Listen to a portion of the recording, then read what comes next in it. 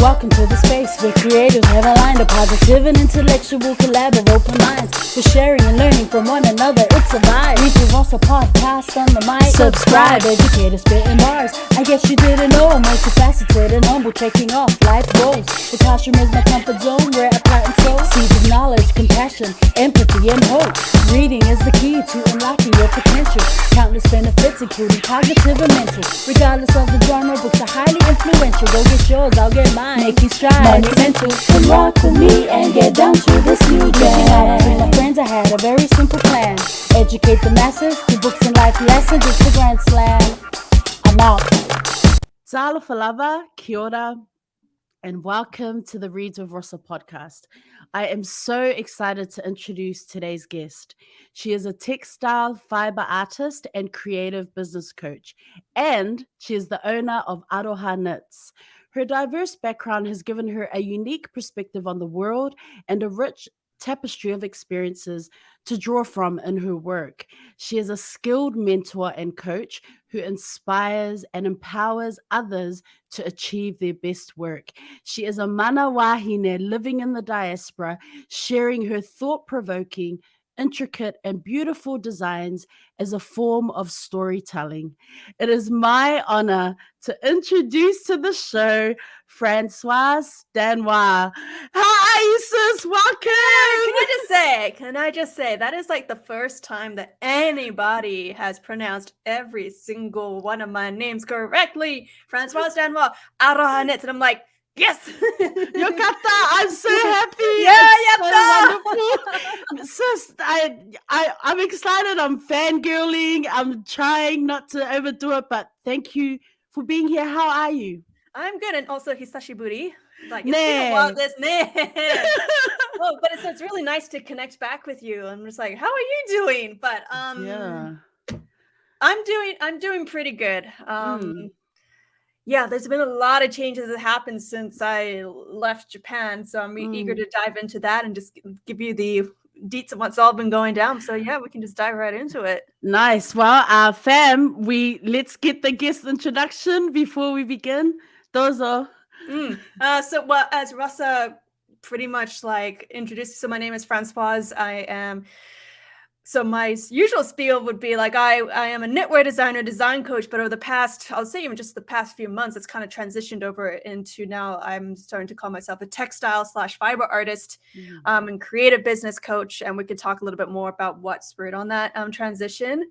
But regardless of the title, I've always been creative at heart and always finding ways to share my stories or express myself through whatever medium I choose to express myself through. And mainly those stories are about my personal journey of connecting back to my Maori cultural heritage and reconnecting back to where, my mother's side of the family, where we come from on that end. And currently I live in San Antonio, Texas. I've been here for the past 3 years. But before that, I lived in Osaka, Japan I lived in Japan for about 6-7 years. And that's where I met Rosa when when I went up to the New Zealand embassy in Tokyo. Yeah, that's where we were able to connect for the first time. Yeah. And to be honest, at that time, I had never met anyone who does stitch craft, knitting, like as a craft professionally. Like you were the first, and I've never forgotten that. And it's been so interesting to follow your journey since the last time we were at Ngaho Whā. It's amazing, man, your journey. So I just want to just backtrack a little bit of your name. You mentioned your mom's side. What is your background? And where does your name come from? So I guess I'll go all the way back to the beginning. So,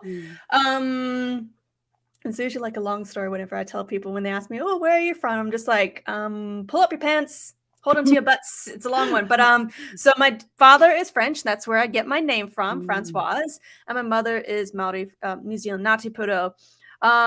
Me and my siblings were actually born in Sydney, Australia. And we moved to the States when I was about 6 years old.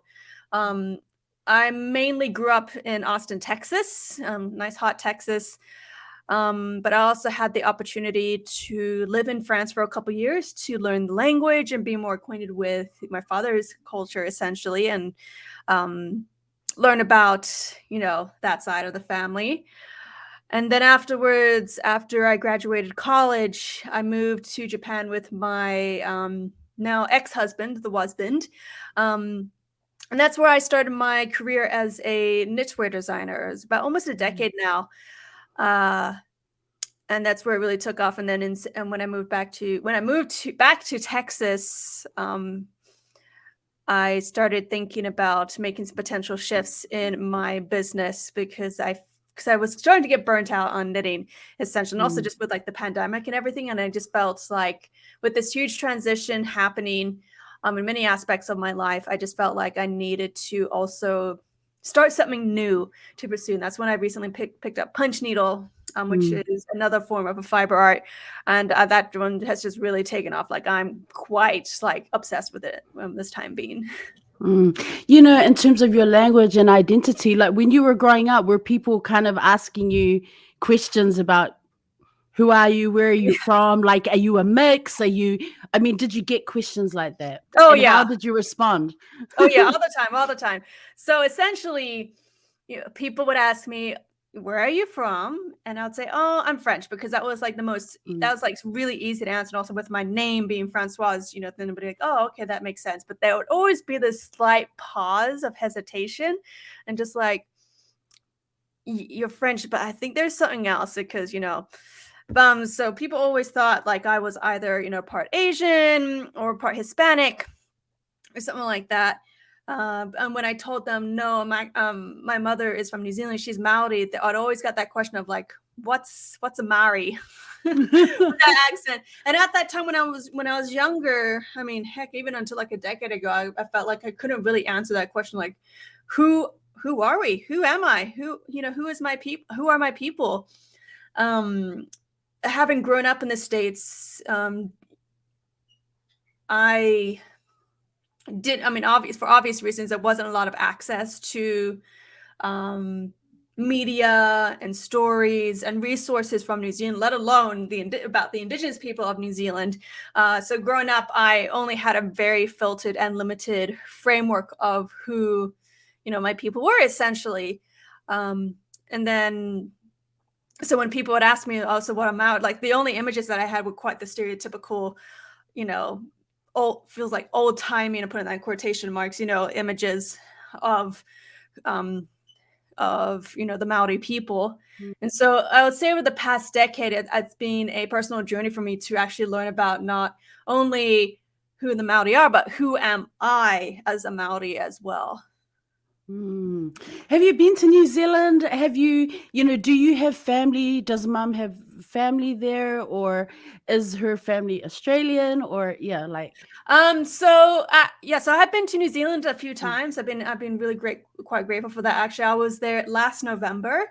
I was visiting some friends, and I actually got my first tā moko there. So I'm saying my first because I want to get some more later. But the time before that was in 2019, and there's a reason why there was a 4-year gap between that. Yes. And so in 2019, that was like after 12 years of not being able to have visited. But my parents are in New Zealand right now visiting my grandfather. Unfortunately, we got news that he is in the hospital and quite sick. So they flew down to go visit him and just, to help out with the family, essentially with the whānau. But I have family in New Zealand. I have some close connections and some good friends in New Zealand as well, which I'm really grateful for. And I do have some part of my mom's family. Some of them live in Australia, but we're definitely the American cousins over here. The American cousins who should bring the American goods, right? Yeah. The snacks and all that good stuff. Whenever I go down to Australia and New Zealand, I'm always taking the snacks back because I'm like, oh, these treats back in the States are nothing like on the picnic bars, the flakes and all that. And like, that stuff. Can you just show your tā moko, and is there a story behind your design? How did you go about deciding what you wanted as your first piece? So I went to a tattoo studio on K Road Mm, in Auckland.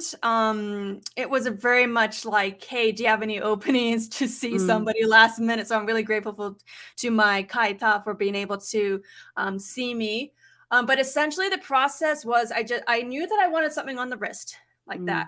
mm, But then from that point, it was really much trusting the kaita to take the story that I told him. So he asked me some questions about my tribal affiliation. So I told him I was from the East, my family's from the East Coast, Ngati Puro. He asked me about my family. And I said, mom and dad, and then two mm, siblings, and how I had traveled all the way from the United States, and to come to New Zealand to receive this. Grew up most of my life disconnected, and trying to reconnect. So, and then from there, I just let him do his thing, and I didn't look down the entire time when he was tattooing my skin. mm, But it was just like one of those like when you truly have no words. mm, Um, but essentially, so on this side, this is the mm, puhuro, so water right there. mm, And so it's not like a direct yin and yang type of symbol, but it, kind of, mimics that a little bit, just talking about the dualities of life, mm, essentially. But, lots of elements of water, of flow, of change. And then this one here is the mangopare, which is the hammerhead shark, a reference to the East ah, Coast, Ngati Puro, Tara, Fiti. And then here, so we got my parents, and then my brother, my siblings right here with the two spirals there. But yeah, it was mm, an mm. absolutely beautiful piece, very delicate, lots of fine details. Yeah, he was fast. That's Yeah. special. That Mhm. is really special. I want to dive in. I mean, I thought I did a lot of research, but now hearing that you've added more to your craft, I'm like, man, I didn't do enough research. Let's talk about Aroha knits. Mhm. Again, before we begin, tell us about the name, because the name, it's so important. How did Mhm. you decide on the name for your company? Yeah, so Aroha Knits actually, Aroha is my middle name.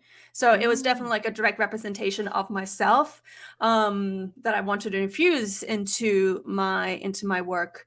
Aroha also it means love, compassion, empathy. There's definitely like a deeper meaning Mm, to it. But that's like the basic level. But that is something that also serves as one of my like personal values in the way that I create my work, interact with others in the way that I kind of like try to navigate the world essentially. So mm. it's also just like, a reminder to always be spreading aroha no matter what I do. Mm. Are there other Maori folks out there who do something uh, similar to what you're doing, or are you really ahead of the game? So I mentioned earlier that I went down to New Zealand in November to visit some friends. Mm, They mm. are crochet fiber artists, listening Oh, really wow. closely. So they create pieces like this. And so I think Wowzers. they're the ones ahead of the game. I mean, so they're working, and I saw this in the notes. They're working on a huge undertaking called Wharenui Harikoa, Oh, or the House yes. of Joy, the House of Light. And essentially, they are doing a full-size crochet Wharenui, or meeting house. Whoa. Essentially, it's all in crochet, all decorated in crochet. And they invited several artists from around the world, other fiber artists from around the world, to contribute to creating this wharenui. Um, Mm, so with the how Moriah is constructed, you have like the tuku panels, and then the other pool in there. And so they asked different artists around the world to create a tuku panel. Really, it was a really big project essentially. And I was one of the artists that they reached out to because wow. Maori fiber artist designer. And originally when they asked me to contribute, obviously I said yes. I was like, there's no way I'm not going to miss this. I was trying to think about how I was going to design my panel using knitting. And this panel is like 2 feet by 9 feet tall and wide, which is really big. I don't know what that is in meters or centimeters, but it's really big, really big. It's like to me, if I was standing like on top of myself, almost Yeah. around that, 1.5 of me, essentially. And so for like a year, I was completely stumped on what I was going to do for my panel because the knitting just didn't feel like the right medium for it. And then randomly over the summer last year, I went to a local yarn shop, saw a punch needle kit. I was like, hey, this looks like fun. And the store owner just looked at me and she's like, you're going to get really addicted to this really fast. And of course, she was completely right. And as I was playing around with it, I was like, I know what I'm doing for my panel. And then like by the end, in a few months, I created like 14 or 16 10 by 10 panels, like miniature panels, to create the one big panel in the end. Brought that over to New Zealand and was able to show it to them. But to get back to your original question, there are some other so I would say that they're the main ones that I know of when it comes to doing some really awesome work, that's for sure. But there's definitely not a lot of us. Man, so are you going back to New Zealand this year, down to Wellington for that? I hope there's to. going to be a whole like ceremony and yes, wow. I hope to, and I would also like to have the opportunity to get another tamoko in that space, like to receive another one within that wharenui. I think that would be a really cool opportunity for sure.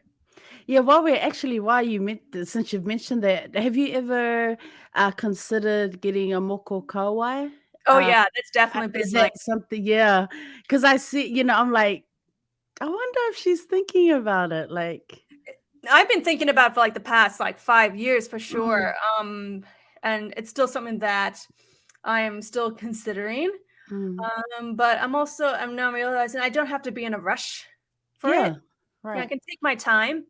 But I'm definitely like getting more tamoko in my body, that's for sure.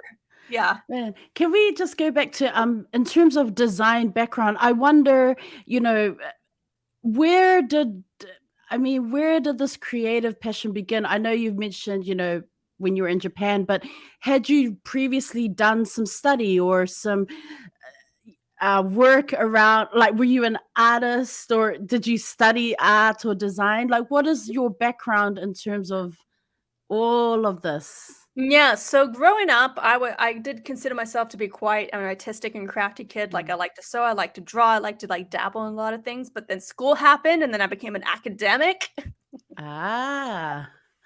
And then also there's the whole thing like, you can't make a living off being an artist, yada yada yada.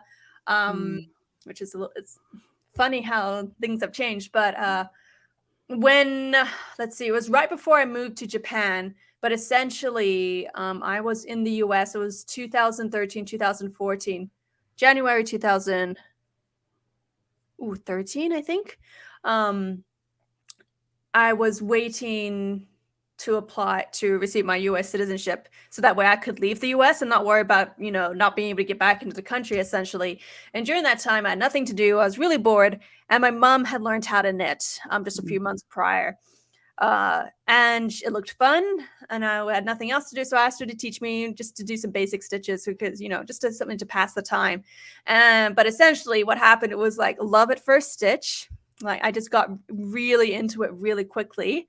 There's a recurring theme, right? That's going to be that you'll probably hear again later on. But as I was working on my very first project, I was kind of like hit with a vision of me working up like cowl pieces, so like scarves that you wear around the neck.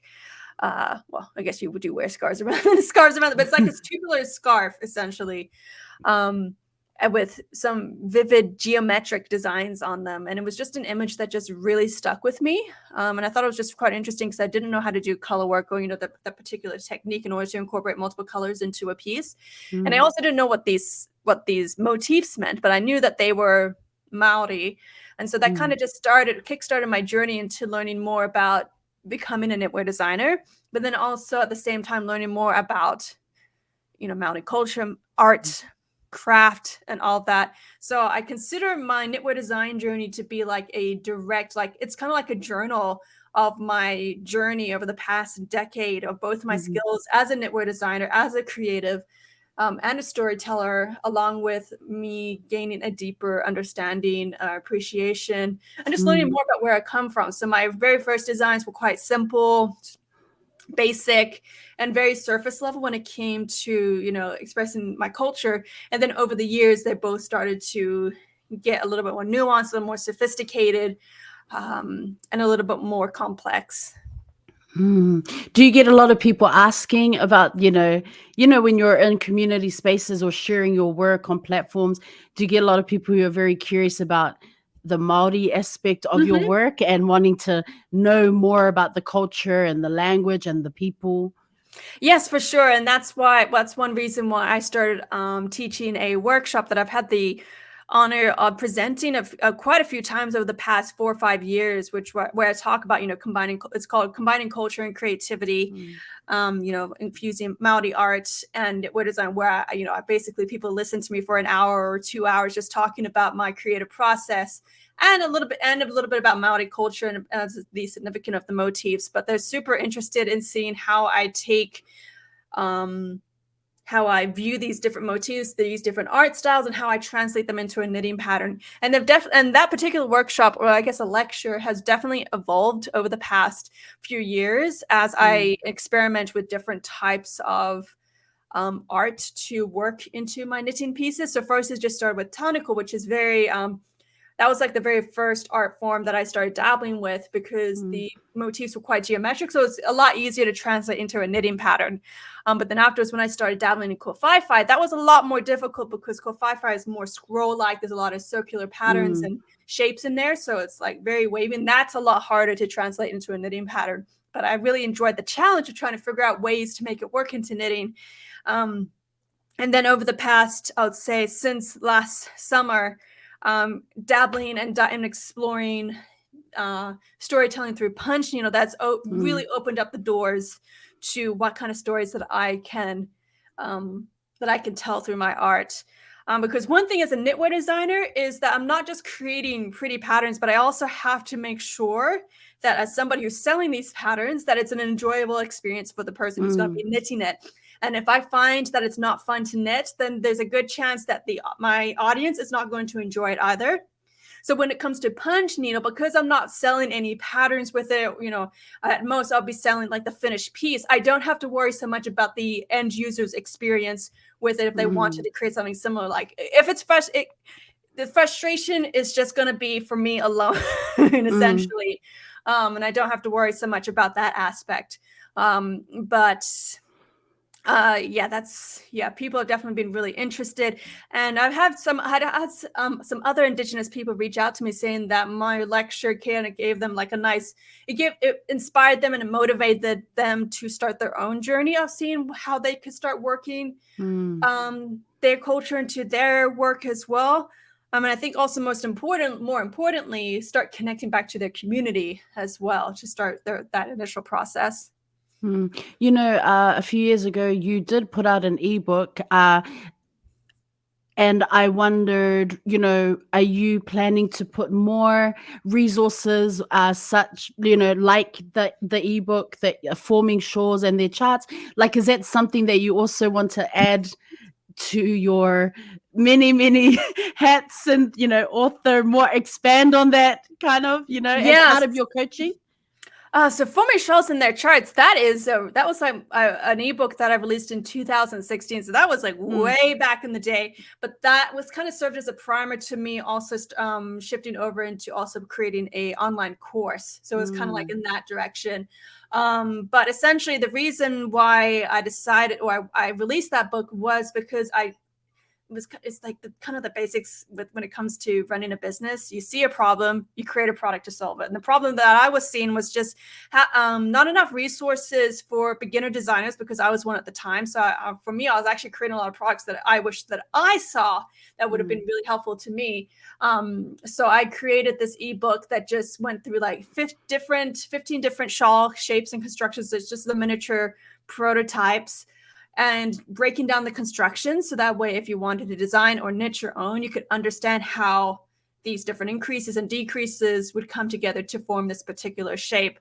That was a really fun thing to do for sure. And what I did to market that book was essentially like I ran a 5-day challenge on Instagram where I would select 5 different shawl shapes from that book.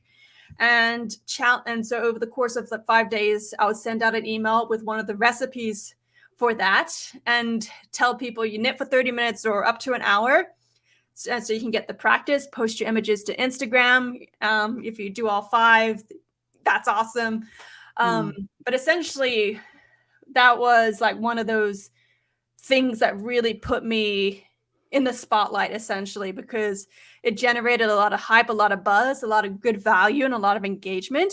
And like, so for like a week, people's Instagram feeds would just be swamped over with these tiny miniature shawls. And I did that over the past few years. I haven't done one in quite a while. I'm thinking maybe it might be time for me to start up at the challenge again. But that really helped me build my business. That's for sure. People still really know me as like the 5 shawls, 5 days challenge knitwear designer. That's cool. Since we're already on the social media engagement, analytics, all of that, do you do everything on your own? Like, do you have anyone helping you? Like maybe someone just PA checking your email and doing that stuff, or do you do everything? So I used to, I mean, back in the day, until like 2016, I did everything by my own, but I have a virtual assistant who is definitely, it absolutely helps me so much. She handles the emails, admin. If I have to upload a pattern, I hand it over to her and she does that. And all these other little tasks that, that I just don't want to do it. She helps with doing like the pattern of the week reels and content that I do on my Instagram. And that's been really helpful as well. So yes, I do have a virtual assistant because I try, as of what I've learned over the years as someone who runs a business or like a solo entrepreneur, is trying to find ways to automate or delegate as many tasks as much as possible so I can focus on what I enjoy doing and what only I can do, which is designing and creating. So business model, you've mentioned, I mean, did you have any experience at all prior to beginning your company on business and how to get one up and running? Or have you just been learning, taking courses as you go? No prior experience. So like I had no experience in knitting, no experience in art, no experience in fashion or design, no experience in business. I was just like, I'm going to find a way to make this work. And that's what I set out to do. So I invested in mentors and coaches and courses, over the past, I would say for 8 years. I will say I did take a bit of a pause in 2020 up until like, I would say like the end of 2022. Like I mentioned, there was burnout, moving back to the States. That was a bit of a difficult thing for me, especially after having found the roppu in Japan. It's like, I found my people. Whereas with Texas, I associate with not knowing any other mountains. So there was that kind of grieving process that I went through. And then also the separation between me and my ex-husband. That was just, and then also just, for example, in December, I was diagnosed with PMDD. And that was just like, okay, that explains why I get so depressed every month at a certain time. We can talk a little bit more about that later if you want to. But essentially these past 2 years, I feel like, my Saturn return has just been it was brutal. It was the dark night of the soul for sure. But on the other side of it, I'm just feeling so much more revitalized with just a new steps for life. And I'm just really happy with things right now. And I have new goals to pursue, a new vision, and, these long-term things that I want to, these big projects that I want to achieve. So even though I don't recommend these past 2 to 3 years on anybody, it's definitely really helped me just in terms of personal, professional growth. Like, for example, like due to the separation and also just like the burnout, I did kind of pause my business or just not show up for my business. In fact, I would have to give a shout out to my admins at the time. Like if it wasn't for them, like everything probably would have crumbled, but they just helped keep things running in the background while I was essentially just resting and hibernating because I needed that moment to heal, essentially. There's a couple of years to heal and just really find my way back, essentially, finding that life force again within myself. So last year, because my business wasn't doing so, I had lost so much of my self-confidence that I was just so worried that I wasn't going to be able to take care of myself in any way, emotionally, mentally, financially, that I looked for a part-time job just so I could pay the bills and not be so stressed out about my work. Because there's, it's not a great feeling just to not start enjoying your creative work anymore because you are really relying on it for the bills. And so I ended up becoming a recruiting coordinator for a small business, a startup called Magical Teams. Now you're probably going to ask, hey, Francoise, have you had any experience in being a recruiter or coordinator? The answer is no. I figured that out. I was like, she's gonna say no. No, I have no experience. And actually, I originally applied for the marketing position, the marketing strategist. I didn't get the position. It went to somebody. So I went to one of my other colleagues who's deaf. I was like, okay, yeah, they definitely made the right choice. But the CEO was like impressed. So like I left a good enough impression on her that she called me up a few weeks later and was like, hey, would you like to join the team as a recruiting coordinator? And I was like, yeah, sure. I'll just take any job that I can get right now, even though I don't have experience in this. But that has honestly been one of those like hidden blessings, I would say, that happened. Because my boss, I have to really give her a huge shout out. She is so invested in mentorship and training. We had a lot of hard conversations of the past year. There would be moments where because I was so depressed, I couldn't show up for work. And she was like, hey, we need to set some structures in place so that way you can show up. But then also let's make sure that you're taking care of yourself, because she saw, I think she was able to relate to a lot of my struggles. A lot of people within her team are neurodivergent. So the way that we kind of relate and navigate the world is a lot different from people who are not. Like I haven't been formally diagnosed, but I highly suspect that I'm autistic. And so that definitely, just having that understanding about myself helped me set routines and structures in place so I could take care of myself. And as I felt more confidence in my personal life, that also started going into my professional life, because my boss would tell me, you built a business, you ran it for 8 years. You did so much amazing things. I can see this. So let's find a way to tap into that magic that you had and, bring it into these other aspects of your work. And it really was a self-confidence issue that I was going with. And so like in December, when I was diagnosed with PMDD, which is premenstrual dysphoric disorder, the like Cliff Notes version is it's extremely severe PMS. It's debilitating. Like for me, it manifests in a form of just a really debilitating depression. Like 3 weeks of the month, totally fine. I'm happy. I'm feeling all right, a little bit shaky. And then there would be this 1 week of just a void, essentially. Just everything. Like I'll start a new project I get really excited about, and then that week happens, and then I'll lose all interest and just be like, oh, I guess I just didn't, it wasn't motivated enough for me to get me out of my funk. So for a long time I was asking myself, where was this fearless go-getter that I knew, from the past few years? Why can I not find her again? And for a long time I was beating myself up for being like, I guess I just can't be that person anymore. So when my therapist told me, oh no, you got a disorder, I was like, oh my God.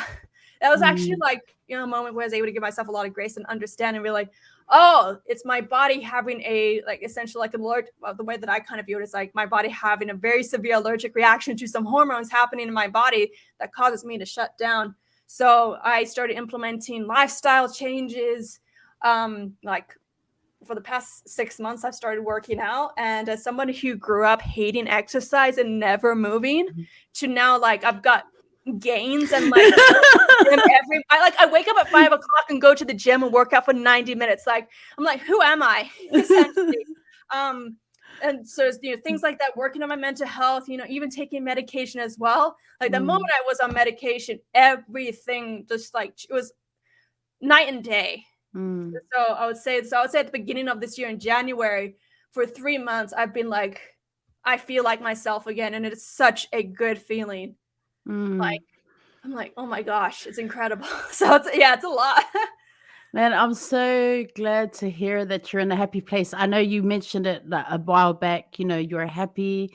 And I know there's a lot of changes and things that have happened recently, but it's just hearing, this part of your journey, like it's, and not knowing everything that you had gone through, once we didn't see you anymore here in Japan, it makes me really glad to know that you're getting those gains. And that you're in a good place. You're in a good place. Like you're such a go-getter, but it's just nice to kind of hear you talk about this and be like, man, because I just look at you as like, wow, Mana Wahine doing her thing, smashing those goals, but then we never hear, these other aspects to someone's story and their journey. So Thank you for being so brave and sharing in this space. You Yeah. know, in terms of design or business coaching, so are you currently running classes for that? What would you say for people who are listening and are interested in finding out more about what you do or are doing? Yeah, so what I do, so it's a little bit what I do at Magical Team. So in addition to being a Mm, recruiting coordinator, so if you know, so we're a premium hiring agency, but we also do operation support as well. mm, So in addition to running hiring campaigns, like I'm the one evaluating candidates, calling candidates, and all that stuff. mm, I'm also getting training around operations, which is like the inner workings of a business. I think a lot of mm. people, you'll see a lot of things on like how to market your business, but there's Right. not a lot of people talking about the operations, which helps. It's just essentially externally, it's like laying out the red carpet for your customer to create a really good customer experience, but then also on the inside, internally, making sure everything is running smoothly. So like having templates, SOPs, good project management practices in place, good team management practices in place, communication, just all these little things essentially. And it's something that I didn't. It was something that I was already doing within my business. You know, trying to find ways to make it more efficient and more streamlined. Mm, So bringing that to Magical Teams, that's been kind of like the challenge, is trying to find to bridge that gap essentially, because I had a lot of experience in the fiber industry, so trying to apply that to other industries as well.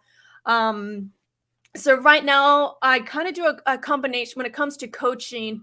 I do coaching for fiber artists, so knitwear designers. You're just talking about like the nitty gritty, like construction, like, hey, I need help with a sweater. Can you help me work out mm, the math? There's that. But right now, if you go to my website, which is francoisedanoy.com, if you go over to like my coaching sessions, it's mainly receiving coaching and strategy support around operations, which is done through Magical Teams essentially, mm, which is a really nice thing.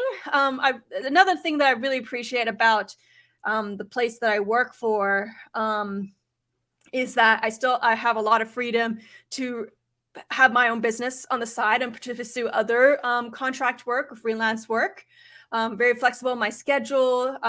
But then also, like, as my boss was saying, it's like, there's so many coaches that try to do things on their own. Like, why not just mm, pull the resources together? Like, I don't have to worry about sending the invoices out. We have amazing team of admins who handle all the stuff back. So I just have to show up for the coaching calls, essentially.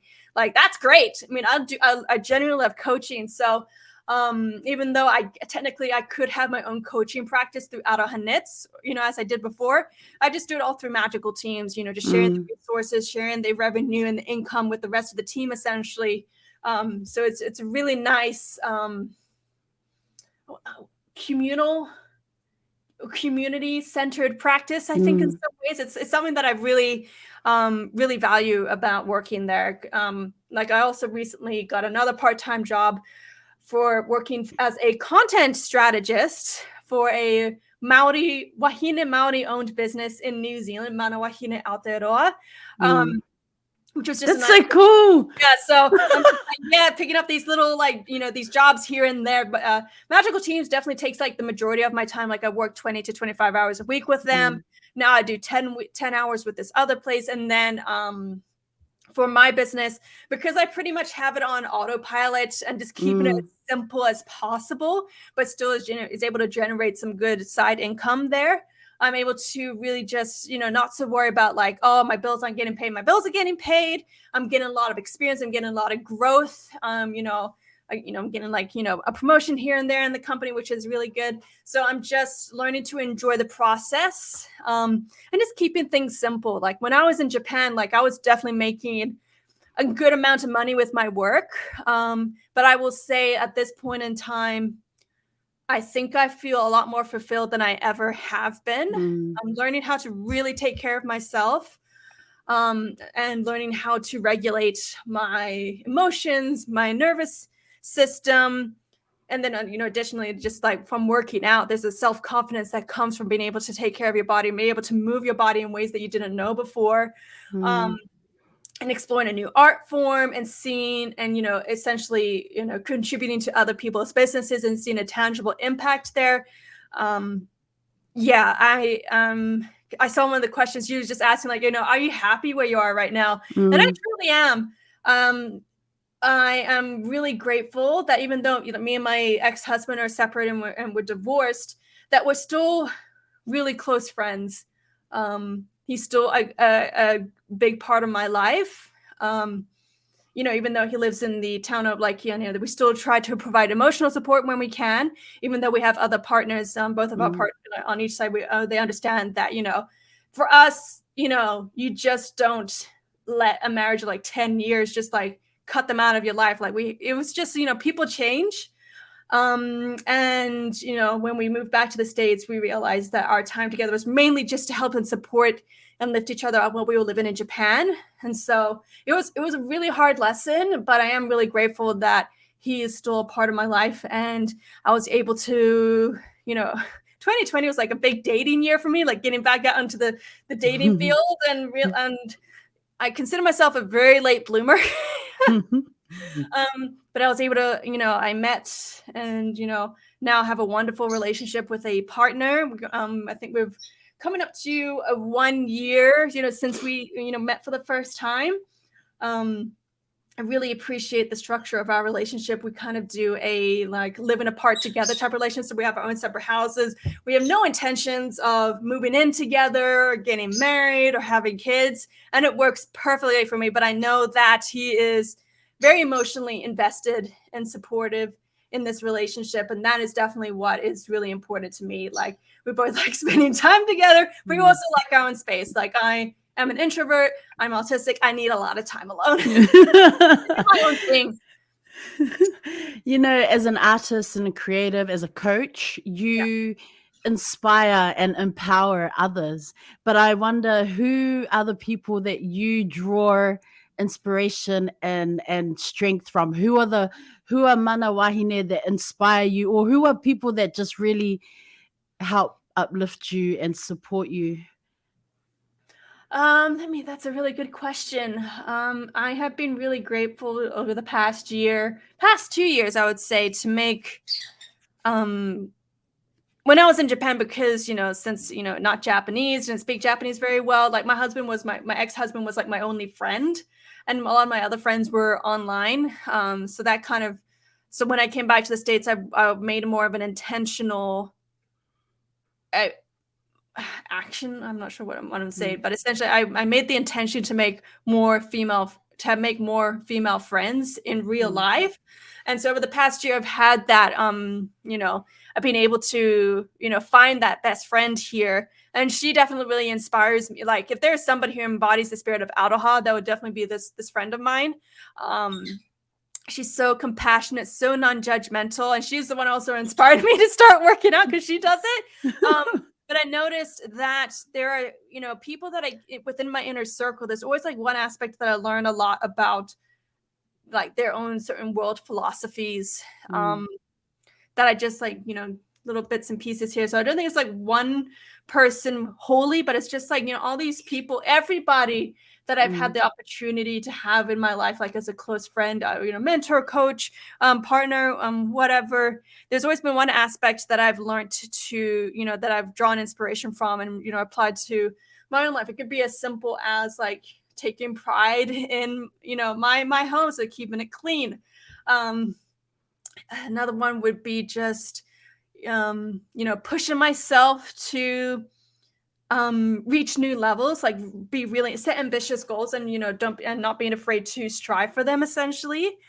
Compassion, empathy.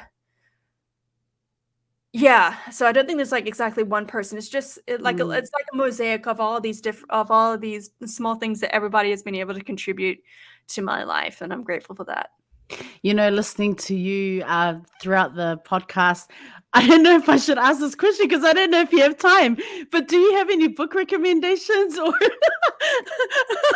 was just I don't know if I should ask. Okay, so I like reading books. I've got a whole, but I was thinking what is the one book that that has actually had a huge impact on mean, I guess every little book has like one big impact, but what I really appreciate about this book is that it helped me take better notes about the things that I pick up from other books. So the book that I'm going to recommend is called Building a Second Brain. Sorry, I'm not sure if you can see that word. Building a Second Brain by Tiago Forte. And essentially, how do I say this? So I'm definitely going to go into a tangent because I really love this book. It's like really changed everything for me. And I just picked it up this like a few months ago. But essentially, it is now my goal to remember the least amount as possible. I try to not retain things in my brain, try not to remember anything. It all goes onto the computer. I have a system set up so that way I can take notes about things that I'm working on. Or if I come across, I mean, this is the Reads with Rosa podcast. You read a lot of books and you're like, oh, that's interesting. Oh, I like that. But we don't do anything with that information that we pick up. And so basically, this has kind of changed the way that I start reading and consuming media. In some ways, it's not perfect, but essentially, if I see something interesting, whether I'm reading in a book or an article or just something like a little quote in there, I've learned to develop a system to capture that information, to organize it. And then later, if I ever need to come back to it, maybe I'm working on a project or a presentation or something, I have all this like bits and pieces of information about this particular topic. So maybe let's take punch needle, for example. When I was learning how to do punch needle, I would see a post on Instagram that from somebody who shared like a really interesting tip. And I'd be like, that's really good. So I would capture it, put it into my notes, and I wouldn't come back to it. I wouldn't, open it until like maybe a few weeks later. And then, the next day or something, I'll be on YouTube and somebody would say something interesting. I was like, okay, I'm going to capture that. So by the end of like the week, I would have like 7 different like tips and tricks about punch needle, essentially, that I could use for myself. Like, oh yeah, that's a really good tip to remember when I'm working on my pieces and refining the process. But then when I was starting to build out, for example, like I'm developing a workshop for teaching punch needle, like intro to punch needle with a local yarn shop here in San Antonio. I was like, oh, I've already got a lot of good information already that I can kind of condense and reword in my own way because, I'm taking also my own experiences. So as I'm applying these tips and tricks, I'm also developing my own and adding on top of that. So I'm able to take notes, keep them organized so that way I can retrieve them quickly. And then when I am ready to, utilize it, I've got all these building blocks to create something completely brand new. So essentially, I try to remember nothing, but it's my job, like with my brain and my creative thinking processes, essentially to form patterns, to see links, and to extrapolate the really most important information from that, condense it all, and present it in a package and, be able to share that with other people. So this book is basically his philosophy on how to set up, a database on your computer to make it easy to write up notes and make it easy to, essentially do a Google search through your own notes already. I'm retrieving that, and then how to utilize all these bits and pieces of information to make an impact on whatever you're working on. Like when I was learning like the ins and outs of operation support, like I was just reading articles and just grabbing paragraphs like, what is operations? What are these other things of businesses that are really important to have? And I'll just put them into a document. And from there, I was able to develop a process of being able to work with other people and developing like, a streamlined workflow of developing some sort of operation support with these other businesses, because I was able to take a look at these previous notes that I had and create a processes through that. So yeah, it's definitely that is like being the game changer because it's allowed me to be more intentional with the books that I read. So instead of trying to read all the books, I focus on one book, take notes, and I try to think, what is one action point from this book that I read that I can start applying to my life right now? Because I do think, as somebody who does like to read and trying to like, I read this book on like, self-care. I'm going to start implementing self-care, but because I didn't take notes, it kind of just goes wishy-washy.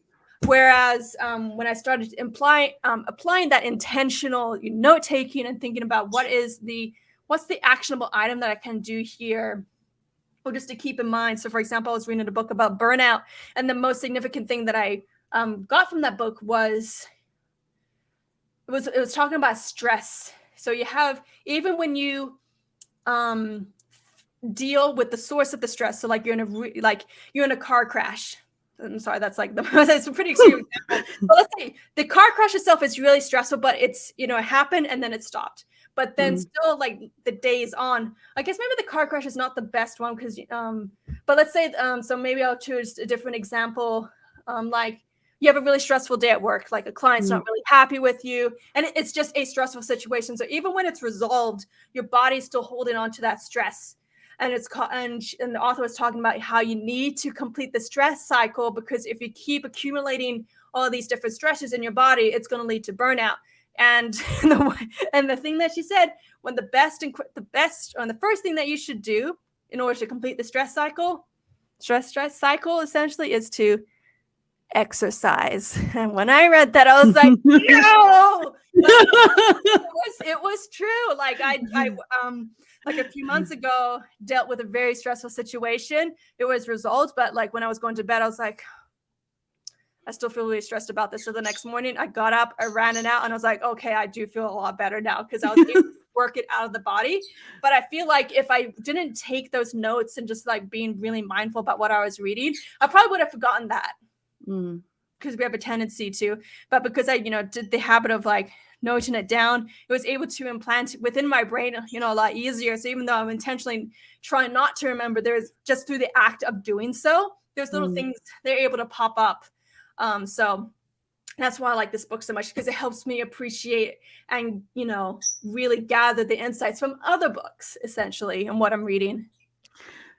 That was solid. That was such a great explanation about the book. And you mentioned some things. I was like, oh, gotta take note of this. So it's a really fascinating read. He's coming out with another book, and I'm like, yes, I'm getting that book. So, but this thing right here is just about organization and using that organization to really kind of step up in whatever you're doing. Like I've applied it to work. I've applied it to my own personal business. I mean, my own personal stuff. Like it's like, it can be, I use it to like to organize essentially my entire life. It's helped so much. Like I even have a little like note section on my partner of like little things to remember, like, oh, like at night he's a little bit more tired, so just give him some space, or he likes this food, or just little things about, sometimes you use like, oh, I forgot about that, but I have it in my notes so I can refer back to it just in case, so just to help me remember as well. Nice. What are you looking forward to this year? Is there anything, a project or anything special coming up that you're really kind of looking forward to?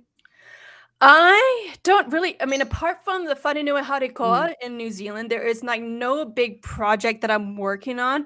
It's more, another thing that I learned over the past year is like I less focus on setting goals and more about setting systems in my life that I know are going to get me to my goals. So for example, when I was making the lifestyle change to be more active, I didn't go with the goals like, oh, by the end of December, I'm going to lose X amount of weight or whatever. What I went in saying, like, I want to make a lifestyle change, and I want to be able to show up daily in a sustainable way so I can have that active movement every day. So essentially my system for working out is, at 5 a.m. I wake up, I go to the gym from like 5:30 to 7:30. I work out. I have a app on my phone, so I don't have to think about what training or what I have to do. It's already kind of laid out for me. So I just have to show up and do it, because there's a time for thinking, to be using that part of our brains when we're trying to come up with like solutions, working on a business or on a podcast, trying to come up with some new ideas. But it is not the time to think when you actually need to start executing and doing it. Because I feel like if I spent too much time just hemming and hawing, like, oh, what am I going to work on today? I'm not going to get anything done.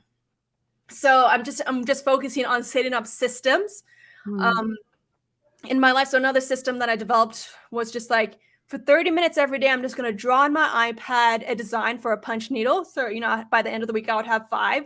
And that on the weekend, I would choose my favorite one and create a project from it.